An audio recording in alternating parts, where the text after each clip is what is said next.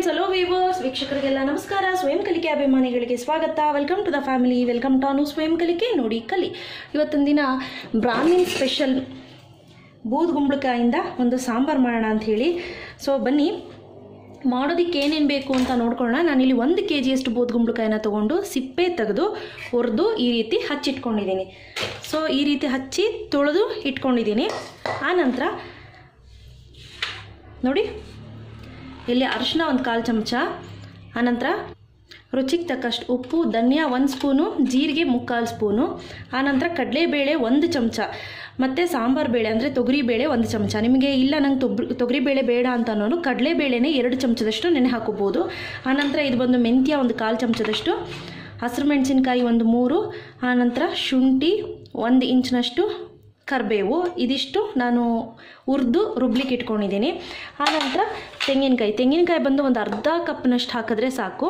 ಅದಲ್ಲದೆ ಎಣ್ಣೆ, ಆನಂತರ ಕೊತ್ತಂಬರಿ ಸೊಪ್ಪು. ಇದು ಪ್ಯೂರ್ಲಿ ಆಪ್ಷನಲ್ಲು, ನಿಮಗೆ ಬೇಕಾದರೆ ಹಾಕೋಬೋದು, ಇಲ್ಲ ಸ್ಕಿಪ್ ಕೂಡ ಮಾಡ್ಬೋದು. ಸಾಸಿವೆ 1/4 ಚಮಚದಷ್ಟು, ಬ್ಯಾಡಗೆ ಮೆಣಸಿನ್ಕಾಯಿ 1-2, ಕರಿಬೇವು. ಮಾಡೋದು ಹೇಗೆ ಅಂತ ನೋಡ್ಕೊಳ್ಳೋಣ. ಆನಂತರ ಫ್ರೆಂಡ್ಸ್, ಹಿಂಗು 1/4 ಚಮಚದಷ್ಟು ಹಿಂಗೆ ತೊಗೊಂಡ್ರೆ ಆಯಿತು. ಬನ್ನಿ ಮಾಡೋದು ಹೇಗೆ ಅಂತ ನೋಡ್ಕೊಳ್ಳೋಣ. ನೋಡಿ, ಮೊದಲಿಗೆ ಸ್ಟವ್ ಹಚ್ಕೊಂಡು ಸ್ವಲ್ಪ ನೀರು. ಫ್ರೆಂಡ್ಸ್, ಇಂಪಾರ್ಟೆಂಟ್ ಆಗಿರೋಂಥದ್ದು ತೋರಿಸೋದೇ ಮರ್ತುಬಿಟ್ಟೆ ನಾನು, ಸಾರಿ. ಮೊಸರು, ಕೆನೆ ಸಮೇತ ಮೊಸರು ಇಟ್ಕೊಂಡಿದ್ದೀನಿ, ಫ್ರೆಶ್ ಮೊಸರು. ನೀವು ಕೆನೆ ಬೇಕು ಅಂದರೆ ಯೂಸ್ ಮಾಡಿ, ಇಲ್ಲಾಂದರೆ ತೆಗೆದು ಇಟ್ಕೊಂಬಿಡಿ. ಸೊ ಒಂದು ಸ್ವಲ್ಪ ಕುಕ್ಕರಿಗೆ ನೀರು ಹಾಕ್ಕೊಂಡು ಈ ನೀರು ಮುಳುಗುವಷ್ಟು, ಏನಿದು ಬೂದುಗುಂಬಳ ಮುಳುಗುವಷ್ಟು ಸಾಂಬಾರು ಸೌತೆಕಾಯಿ ಹಾಕ್ಕೊಳ್ಳೋಣ. ಈಗ ಇದಕ್ಕೆ ಸ್ವಲ್ಪ ಅರಿಶಿನ, ಆನಂತರ ಸ್ವಲ್ಪ ಕರಿಬೇವು. ಈ ಕರಿಬೇವು ಹಾಕೋದ್ರಿಂದ ಆ ಘಮ ತುಂಬ ಚೆನ್ನಾಗಿ ಬಿಟ್ಕೊಳ್ಳುತ್ತೆ. ಸೊ ಅದಕ್ಕೋಸ್ಕರ ನಾನು ಈ ಟೈಮ್ನಲ್ಲಿ ಹಾಕಿದ್ದೀನಿ. ಹಾಕಿಬಿಟ್ಟು ಒಂದ್ಸತಿ ಓಕೆ, ಈಗ ಇದನ್ನು ಒಂದೇ ಒಂದು ವಿಷಿಲ್ಲು ಹೊಡೆಸ್ಕೊಳ್ಳೋಣ. ಸಾಕು, 1 ವಿಷಿಲ್ಲು. ನೀವಲ್ಲಿ ನೋಡ್ತಾ ಇರ್ಬೋದು, ಕುಕ್ಕರ್ ಆಟ್ ಸೈಡ್ ಟ್ರಾನ್ಸ್ಫರ್ ಮಾಡ್ಕೊಂಡಿದ್ದೀನಿ. ಈ ಸೈಡ್ ಒಂದು ಕಡಾಯಿ ಇಟ್ಕೊಂಡಿದ್ದೀನಿ, ಸ್ಟವ್ ಹಚ್ಕೊಂಡು. ಫ್ರೆಂಡ್ಸ್, ಕಡಾಯಿ ಕಾದ ತಕ್ಷಣ ನಾನು ಧನಿಯಾ 1-2 ನಿಮಿಷ ಆಗಲಿ. ಓಕೆ, 2 ನಿಮಿಷ ಆದ ತಕ್ಷಣ ಇಮಿಡಿಯೇಟು ಈ ಜೀರಿಗೆ, ಆನಂತರ ಈ ಹಸಿರು ಮೆಣಸಿನ್ಕಾಯಿ,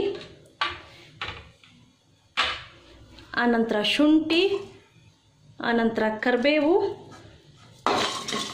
ಆನಂತರ ಈ ಮೆಂತ್ಯ ಇದಿಷ್ಟನ್ನು ಹಾಕಿ ಫ್ರೈ ಮಾಡ್ಕೊಳ್ಳೋಣ. ಸಣ್ಣೂರಿನಲ್ಲೇ ಫ್ರೈ ಮಾಡೋಣ. ಸಣ್ಣೂರಿನಲ್ಲಿ ಫ್ರೈ ಮಾಡೋದ್ರಿಂದ ಹಸಿ ವಾಸನೆ ಆ ಧನಿಯದೇನಿದೆ ಅದು ಚೆನ್ನಾಗಿ ಹೋಗುತ್ತೆ. ಫ್ರೆಂಡ್ಸ್, ಯಾಕೋ ನನಗೆ ಇತ್ತೀಚೆಗೆ ನನ್ನ ವ್ಯೂವರ್ಸು ಕಾನ್ವರ್ಸೇಷನ್ ಕಡಿಮೆ ಮಾಡಿಬಿಟ್ಟಿದ್ದಾರೆ. ಯಾಕೆ ಅಂತ ಗೊತ್ತಿಲ್ಲ. ಮೇ ಬಿ ನಾನು ಬ್ಯುಸಿ ಇದ್ದೀನಿ ಅಂತನೋ ಏನು ಅಂತ ಗೊತ್ತಾಗ್ತಾ ಇಲ್ಲ. ಸೊ ಈಗ ಚೆನ್ನಾಗಿ ಹುರ್ಕೊಳ್ಳೋಣ. ಓಕೆ ನೋಡಿ ಫ್ರೆಂಡ್ಸ್, ಈಗ ನಾನೇನು ಮಾಡ್ತೀನಿ, ಈ ತೆಂಗಿನಕಾಯಿ ಏನಿದೆ ಒಂದು ಅರ್ಧ ಕಪ್ನಷ್ಟು ನಾನು ಇದಕ್ಕೆ ಹಾಕ್ಕೊಳ್ತೀನಿ. ಸಾಕು.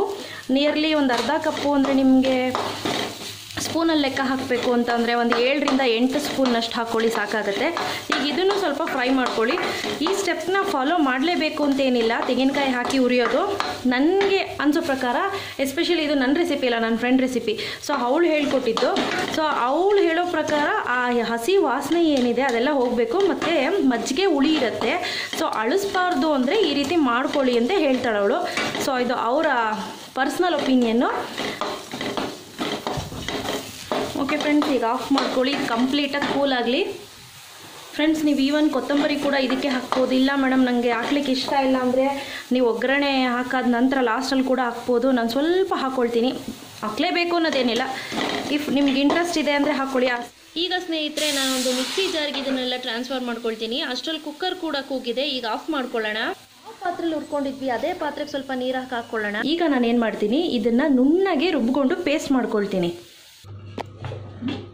ಓಕೆ ಫ್ರೆಂಡ್ಸ್, ನೀವು ನೋಡ್ತಿರ್ಬೋದು ಈಗ ನುಣ್ಣಗಾಗಿದೆ. ಈಗ ಏನು ಮಾಡ್ತೀನಿ, ಒಂದು 1/4 ಲೀಟ್ರಷ್ಟು ಮೊಸರು ಇದಕ್ಕೆ ಹಾಕ್ಕೊಳ್ತಾ ಇದ್ದೀನಿ. ಇದಕ್ಕೆ ಹಾಕ್ಕೊಂಡು ನಾವು ಮಿಕ್ಸಿಲಿ ಒಂದ್ಸತಿ ನುಣ್ಣಗೆ ರುಬ್ಕೊಂಬಿಡೋಣ. ಓಕೆ ಫ್ರೆಂಡ್ಸ್, ನೋಡಿ ನಾನೀಗ ಇದನ್ನು ನುಣ್ಣಗೆ ಮಾಡಿ ಇಟ್ಕೊಂಡಿದ್ದೀನಿ. ಈಗೇನು ಮಾಡ್ತೀನಿ, ಅದೇ ಕಡಾಯಿಗೆ ನೋಡಿ ಎಣ್ಣೆ ಕಾದ ನಂತರ ಈ ಸಾಸಿವೆ ಹಾಕ್ಕೊಳ್ಳೋಣ. ಸಾಸಿವೆ ಚಿಟಪಟ ಅಂತ ಶಬ್ದ ಮಾಡಲಿ. ಓಕೆ ನೋಡಿ, ಸಾಸಿವೆ ಚಿಟಪಟ ಅಂತ ಸಿಡಿತಿದೆ. ಇಮಿಡಿಯೇಟು ಈ ಬ್ಯಾಡ್ಗೆ ಕರಿಬೇವು, ಆನಂತರ ಈ ಹಿಂಗು ಹೆಚ್ಚು ಕಮ್ಮಿ ನೀವು ಒಂದು 1/4 ಚಮಚಕ್ಕಿಂತ ಸ್ವಲ್ಪ ಕಡಿಮೆ ಹಾಕ್ಕೊಳ್ಳಿ ಸಾಕು. ಓಕೆ, ಈಗಾಗಿದೆ. ಈಗ ಫ್ರೆಂಡ್ಸ್ ನಾನೇನು ಮಾಡ್ತೀನಿ, ಬೇಯಿಸಿಟ್ಕೊಂಡಿರುವಂತಹ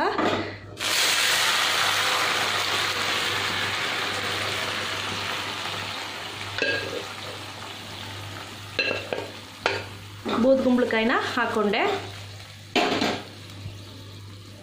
ಆನಂತರ ರುಚಿಗೆ ತಕ್ಕಷ್ಟು ಉಪ್ಪು. ನೋಡಿ ಕುದಿ ಬರ್ತಿದೆ. ಸೊ ನಾವೇನು ತುಂಬ ಹೊತ್ತು ವೆಯ್ಟ್ ಮಾಡೋದು ಅವಶ್ಯಕತೆ ಇರೋದಿಲ್ಲ. ಈಗೇನು ಮಾಡ್ತೀನಿ, ನಾನು ಮಾಡಿಟ್ಕೊಂಡಿರುವಂತಹ ಮಸಾಲೆ ಏನಿದೆ ಮಜ್ಜಿಗೆ ಸಮೇತ ಅದನ್ನು ಹಾಕ್ಕೊಳ್ತಾ ಇದ್ದೀನಿ. ಈಗ ಸ್ವಲ್ಪ ಆ ಮಿಕ್ಸಿ ಜಾರ್ನ ಈ ರೀತಿ ಅಲ್ಲಾಡಿಸ್ಬಿಟ್ಟು ನೀರು ಕೂಡ ಹಾಕ್ಕೊಳ್ಳೋಣ. ಈಗ ಫ್ರೆಂಡ್ಸ್ ಸ್ವಲ್ಪ ಕೊತ್ತಂಬರಿ,